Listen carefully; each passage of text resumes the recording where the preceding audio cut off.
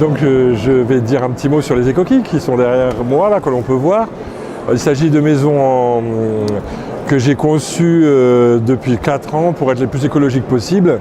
Des maisons qui répondent le plus possible à un cahier des charges écologique exigeant, que je connais bien puisque je suis l'auteur d'un livre sur l'habitat écologique. Ça fait 10 ans que je m'intéresse à l'éco-construction. Et je connais bien le sujet, ses dérives, je sais ce que c'est que le greenwashing par exemple. Donc j'ai pas très envie qu'on prenne l'écologie pour faire n'importe quoi, et pour moi une maison écologique qui soit vraiment performante, c'est une maison qui soit le plus autonome possible. On confond un peu l'économie et l'autonomie. Or les économies, c'est souvent une façon de favoriser encore plus le système sans s'en rendre compte. On utilise notre bonne conscience et notre bonne volonté dans ce domaine, mais malheureusement ça aboutit à des dérives qui ne sont pas très nobles. Et je sais maintenant par conviction que les maisons les plus performantes en niveau écologique sont celles qui sont capables d'autonomie, donc de se débrancher des réseaux. Et il y avait un problème, c'est qu'il fallait faire croiser par exemple la courbe de production d'une installation photovoltaïque ou éolienne avec celle de la consommation d'une maison. Malheureusement, dans les maisons existantes aujourd'hui, aucune maison ne permet vraiment ça. Ce qui fait qu'on parle d'économie, d'isolation, etc. Mais on reste branché chez EDF qui augmente ses tarifs et finalement on se retrouve pigeon quand même. Donc pour aboutir vraiment loin à une vraie autonomie, à avoir une retraite suffisante avec 600 € par mois. Moi je vois mon père par exemple, il vit dans la montagne en photovoltaïque, il n'a pas de réseau et avec ses 600 € par mois il est heureux, il peut aller même faire un tour au Maroc tous les ans, danser le tango, il n'a pas besoin d'argent en fait, ou moins que nous.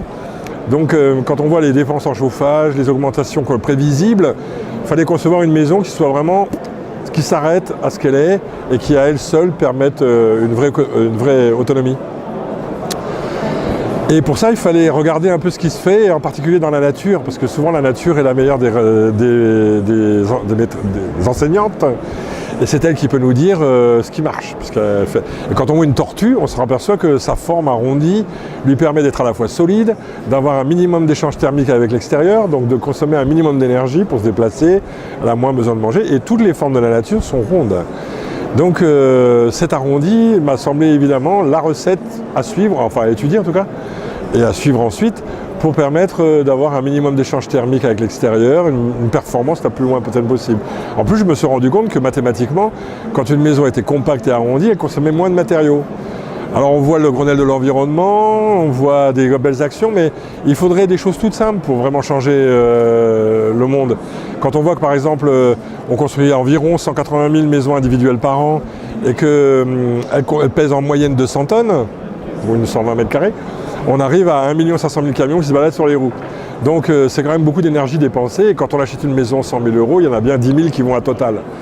Donc finalement, il était intéressant d'avoir une maison hyper compacte, hyper légère. Et moi, avec les coquilles, j'ai réussi à faire une maison qui est du bois, donc le bois 5 fois moins lourd, et qui est compacte jusqu'à 30, 50, 60% moins de matériaux à mettre en œuvre qu'une maison à surface équivalente, carrée.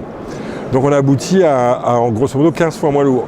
Ce qui veut dire que si jamais on faisait par hasard des écoquilles partout, au lieu d'aller faire des grenelles et puis on arriverait très facilement à économiser 20, 30, 40% de notre énergie nationale, rien qu'en faisant des maisons légères.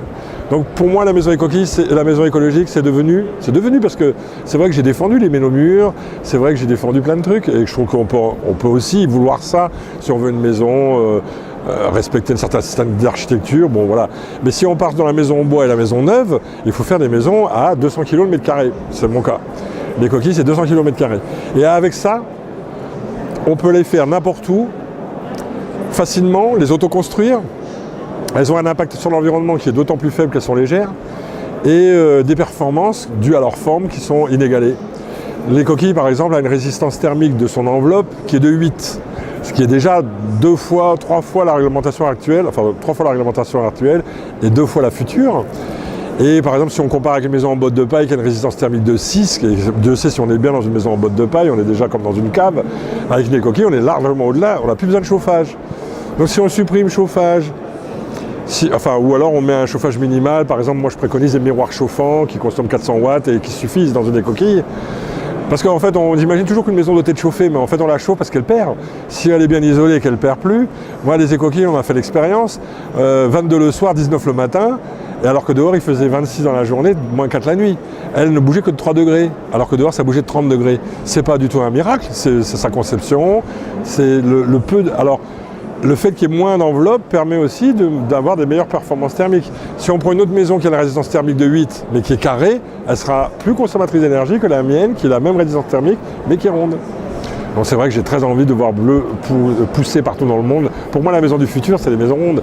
Et je suis sûr qu'on y viendra. Enfin, rondes, voilà, en forme de carapace qui ressemble à ce que la nature a réalisé.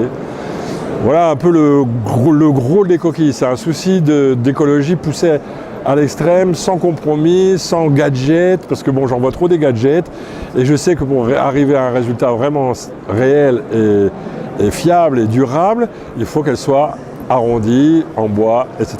Alors évidemment, comme on en met moins, on arrive à des coûts qui sont intéressants, parce que souvent on dit une maison écologique, c'est 20% en plus de prix, vous allez l'amortir sur 10 ans. Ce qui veut dire qu'au bout du compte, c'est les gens qui ont un peu d'argent qui vont pouvoir se faire des maisons écologiques.